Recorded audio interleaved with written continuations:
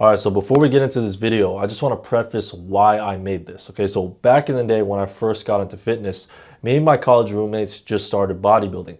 Not because we actually wanted to do bodybuilding, but just because that was literally synonymous with fitness at the time. We literally thought that was all there is to it. Hit your chest day, back and by. It was not until later, until I became a personal trainer, started my personal training business, opened up my own gym, started training elite athletes, that I was exposed to other methods of training. Okay. And what I realized is I didn't want to do the bodybuilding route. Okay. A lot of my friends started it, but they eventually became burnt out. They eventually plateaued. There was not enough room for improvement. What I found later was a different way of training, and this is what I've coined the hyper build. So I'm gonna walk you guys through exactly how to program and how to structure a blueprint to help you guys get there. And now I just want to warn you, this video is very informative. So I want you guys to be at least at an intermediate level of training. That means 1 to 3 years in the weight room, because there's going to be a lot of terminology that will not make sense if you're not at that level. So if you're that, go ahead and click off, come back in 1 or 2 years. But if you're ready, let's get it. All right, guys, so let's get right into it, okay? What is the hyper build? Okay, short answer, it's just a fancy name I coined for marketing purposes. Obviously, it just sounds cooler. I think it sounds pretty cool. But what I really mean is someone that has pound for pound strength. That means that they're strong relative to their body weight. Someone that is coordinated and athletic. Someone that has functional absolute strength, which means that they're just strong, period. Okay, they can move a lot of heavy external weight. They're elastic and explosive. That means that they can rebound, they can cut, they can do all these athletic movements. Someone that is durable, right? Because you can't be getting injured out here. And most importantly, jacked and aesthetic. Because if you're not jacked and aesthetic, what difference does it make, right? That's why we do this shit, right? So I'm gonna show you guys exactly how to cultivate your own program so you can achieve this, okay? So it all starts with the schedule and the split, okay?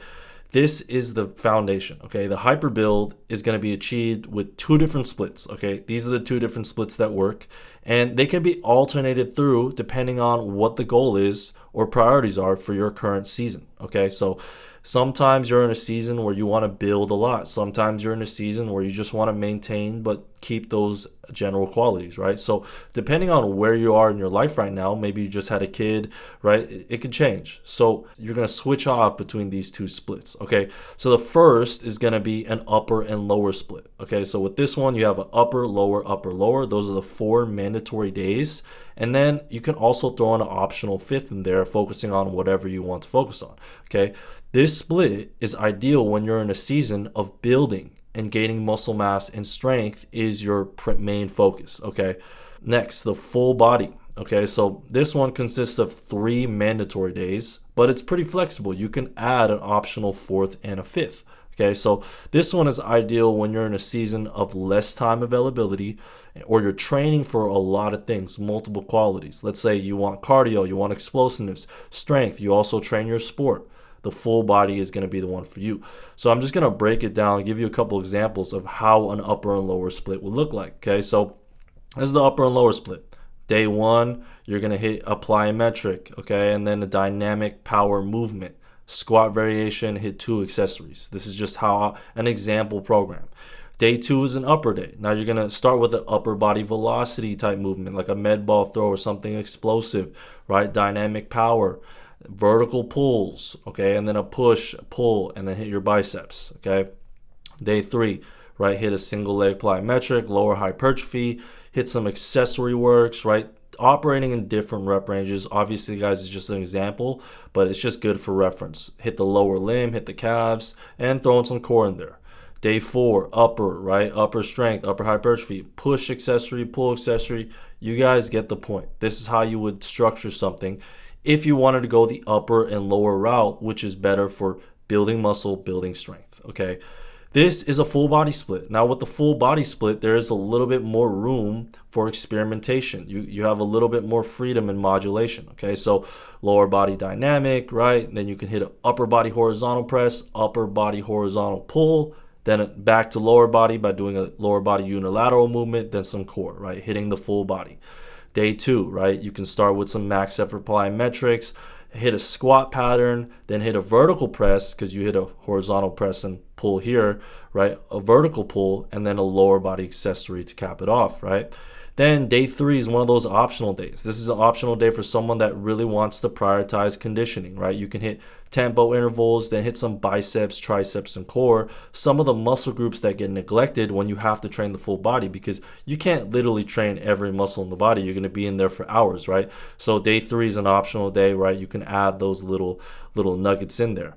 Day 4, right? You can start with single leg plyometric work, then back to horizontal pressing, then add a hinge in there, horizontal pull, lower body accessory, right? You guys get the point. Day 5 is another optional day, right? You could hit some more upper body, lower body dynamic, back to the vertical pulls, right? So this is just an example of how I would structure a full body day and an upper and lower day, right? These are the 2 main splits that you want to focus on. So pick whichever one suits your goals at the time and build around it. Now you're asking yourself, how do I select what movements to do in each of these categories? I'm gonna go into that here, okay? So let's get into some movement selection. Now you got the structure to organize your schedule. What do you fill these movements in with, right? There's a lot of options out there. There's free weights, there's barbells, kettlebells, right? You can go machines, you can go calisthenics. They are all valid forms of training. But for the hyper build in particular, not only for me, but for the hundreds of people I've worked with, you want to focus on, right, a lean muscle mass body composition, being coordinated and athletic, and high absolute and relative strength. Okay, if these are your priorities, you want to prioritize free weights and calisthenics training.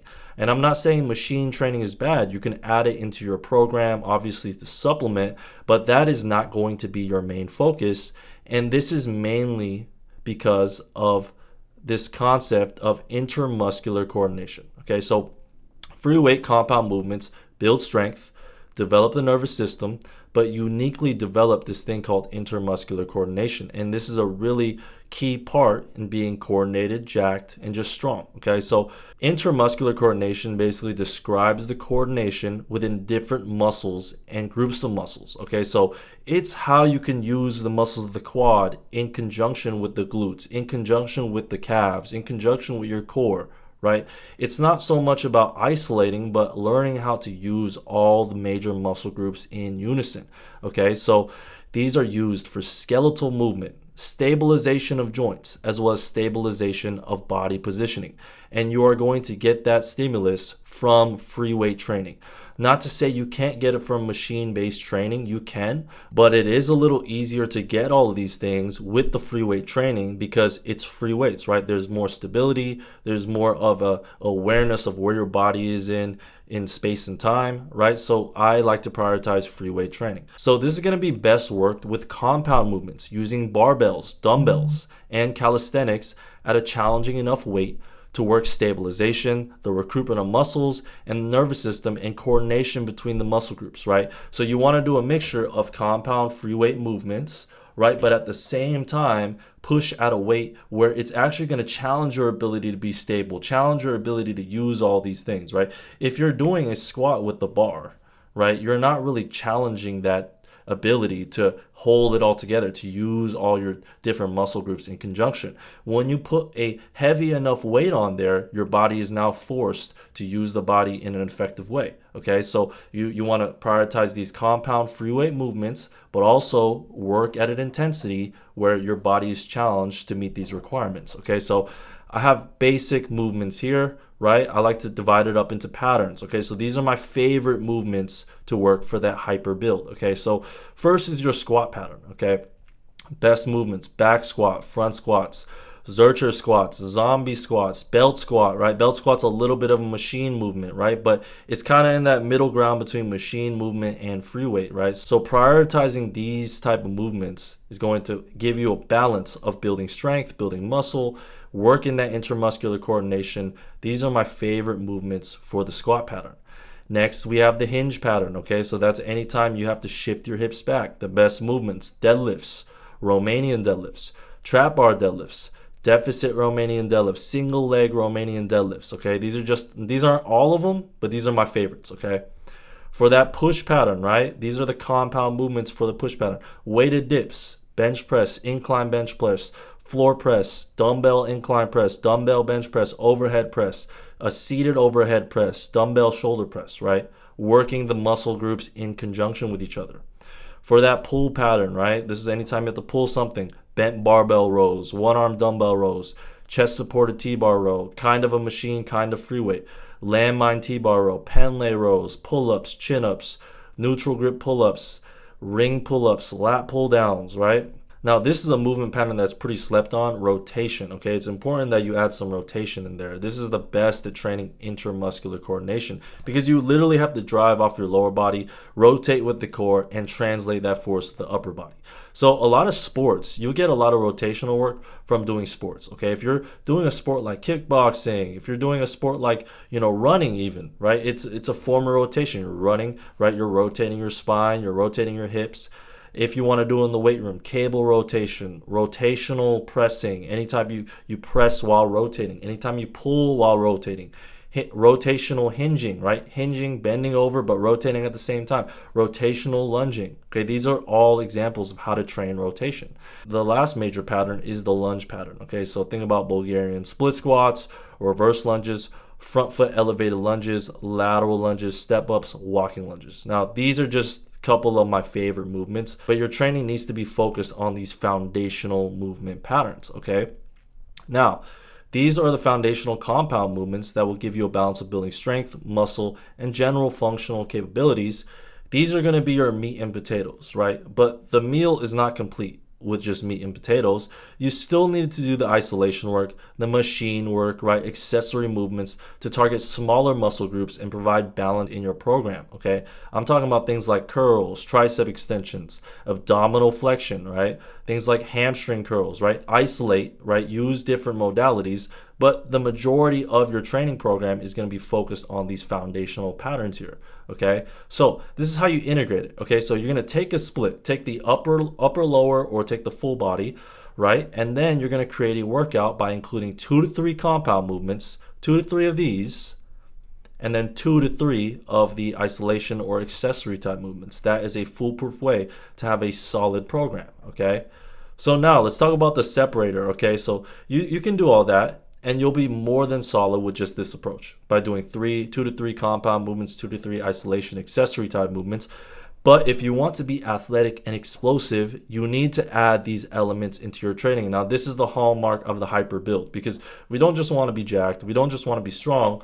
We want to be coordinated, athletic. We want to do all of these things, right? So that's where plyometrics come into play, okay? The above lifts will get you both strong and jacked, but explosiveness and power is another thing, okay? I misspelled here. It says time, but another thing, okay? Power, right? Power or explosiveness, this is literally a formula, is equal to force and velocity. So you can generate lots of force because you can lift a lot of weight, like with the compound movements you just did before, right? But now we want to work on the velocity aspect, okay? Force is worked with lots of load. Velocity is best worked with the opposite. No weight, but moving fast, okay? And the best type of training modality to improve this is going to be plyometric training, okay? So what is plyometric training? A lot of people think it's jumps, but the definition, my definition, is plyometric training is when you rapidly stretch and contract the body and are focused on high force output in a short amount of time. When you're doing squats, heavy squats, you're not concerned about the speed, right? When you're focused on producing high force output in a short amount of time and you're rapidly stretching, contracting, repeating it, that is a plyometric. Okay, so most often it looks like the jump type training that you see, but it can be applied to the upper body as well. Okay, so I'm going to give you a framework for adding plyometrics into your program. Okay, so level 1 is going to be your lower intensity plyometrics. What do I mean by lower intensity? Lower intensity just means like literally what it means, okay? Every time you do plyometrics, there's gonna be shock to your joints, ankles, knees, hips, right? Low intensity is something that doesn't put too much stress on your ankles, knees, and hips, okay? So it's low impact, okay? Low impact, good for building up into level 2, but also just keeping year round to have a healthy foundation, okay? So these are like your lighter plyometrics. A lot of people do these for a season, get past them, think they never have to do it again, but it's just something to just keep in your program, keep on lock, okay? So these are your low impact plyometrics. Number 1 is just your light rhythmic hopping, okay? So this is what you call a pogo hop. All I'm doing is I'm not bending my knees too much. I'm just exploding up, boom, jumping up, coming back down and just doing that over and over again. It's literally just like a pogo, just hopping in place, okay? This is a low impact form of plyometrics that's just gonna build up the resilience in your joints, as well as just give you a proper idea of the movement mechanics behind plyometrics. So some of my favorite ones, pogo hops, single leg hops, rhythmic jump squats where you're just doing a jump squat, landing, just doing a jump squat again, okay? So this is level one. Another aspect of level one is just landing in good position focus jumps. Okay, what does this mean? Okay, it's skater jumps. Okay, what I'm doing here is I'm just jumping here, jumping back, just owning that position, landing safely, making sure all my muscles are engaged, okay? This is really good for just teaching your body how to use your body when you land, how to redirect force, okay? So things like skater jumps, depth landings, jumps focused on landing with weight in the correct place, okay? So that's the level one. Level two is gonna be your higher intensity plyometrics. So after you build a base with this, then you go into level two, okay? So these are high impact and require a lot of activity from your nervous system. This is for generating force fast and high elasticity, okay? So these are your jumps that are actually gonna get you freaky athletic, okay? So number one is gonna be full send jumps, okay? So these are your box jumps, your broad jumps, where you're trying to literally jump as high or as far as you can.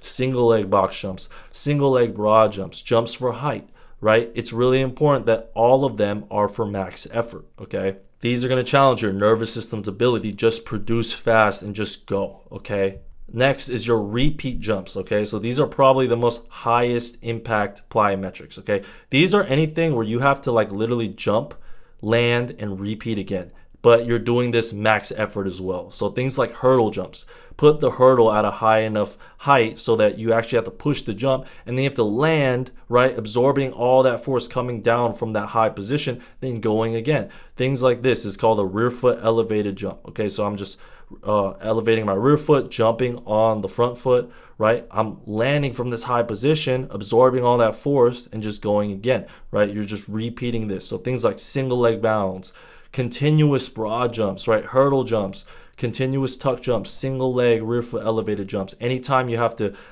produce high force, then repeat, land and repeat. Now this is that level two. This is what's going to get you to that next level, okay? So how to integrate plyometrics. Okay, you can either do it in two ways. You can occasionally start sessions, I would say every other session, start it with one plyometric as a primer, or have a dedicated day for only plyometrics and sprints if athleticism is a focus. Okay, this is something I've been doing recently. I've been hitting weights, 3-4 times a week. And on that last day, I would just do a plyometric or sprint focused workout. Okay, so that's how you integrate plyometrics into your training. Now, it does not stop there, okay? So power, like we described earlier, is force times velocity. Now, we got the force aspect from lifting that heavy ass weight with the compound movements. We got the velocity aspect by training plyometrics. Now you have both parts. Now you combine them together. Okay, now this is the secret. This is the secret of transferability, which means your ability to take the gains that you make in the weight room and actually manifest it into your performance, athleticism in real life. And this is putting it all together, okay? So now you want to do high force, okay, from heavy weight with speed. So now just combine the two aspects together. You're going to push a lot of weight, but you're also going to work that velocity and do it fast, okay? So there's a couple ways to go about this, okay? With the compound movements I mentioned before, we can do them explosively, okay? So we can either lower the weight, right? If you're doing a max squat of 300, maybe you can go 185, but now move it more explosively. This is one way to train this dynamic ability, right? I don't really like it though. I think it's good for beginners, but it's not that strong of a stimulus, right? If you can do 300, why are you doing 185? Okay, obviously you're going explosive, but I think there's a better way around it. Or you can keep the weight heavy and do a variation of the compound movement that allows you to push heavy weight but be explosive at the same time. Now, this is preferred for me. I would say beginners, you just want to do your basic compound movements, just lower the weight, just go explosively, okay?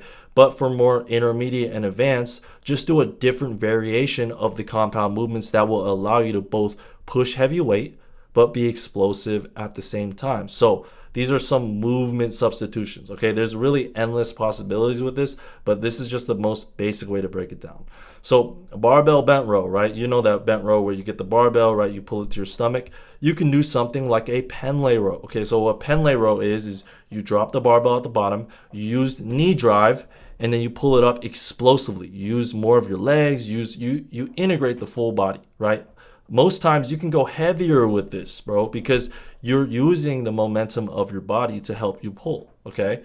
Something like a overhead press, right? We know the overhead press where you just stand up straight, strict, and just press the barbell up overhead. What you can now do is something like a push press or a push jerk. A push press or a push jerk, you dip with your knees to gain momentum, and then you push the barbell up, right? Using momentum, using more speed, right? But also at the same time pushing heavy ass weight. Something like a bench press can even be transformed into something dynamic. You can do a bench press, or if you want to work on that force and velocity together, you can do something like a banded bench press. The bands are going to really make you be explosive with the bar. Or do something like an explosive floor press, right? Where you have the barbell and you're on the floor and you bridge up with your lower body, right? Training your ability to use momentum and be more explosive during the lift, right? Squats, right? You can do your regular squat, or you can do explosive squats where you literally go down, you come up on those tippy toes, right? You try to come up as explosive as you can.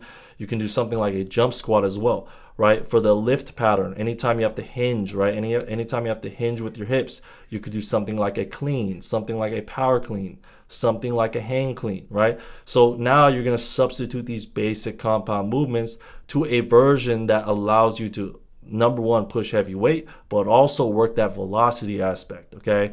So this is how you integrate these dynamic lifts into your training, okay? You could start each session with one of these explosive variations in your workout. I like to do it at the beginning because this requires you to be fresh. If you want to be explosive, you got to be fresh. So I always start with one of these variations. Count it as one of the 2 to 3 compound movements. Now, if you do all of these things, right, upper and lower split or full body split, pick one of those. Okay, fill up those splits with some of the basic foundational compound movements for generating force. Now work on the plyometrics to work on the velocity side. Now finally add the dynamic training that forces your body to produce a lot of force, but at the same time explosively. You do all those 3 elements, you're going to become irrecognizable, not only in physique, not only in strength, but just your complete ability as a human. Now, if you got this far and you're like, man, that's a lot of information, I don't know if I could do it all myself, and you want to make that transition from being a basic gym bro to someone that is truly athletic, strong, and functional, go ahead and book a call. I'll literally walk you through how I would create a program and see if my one-on-one coaching or programming is a good fit for you. Link is in the description.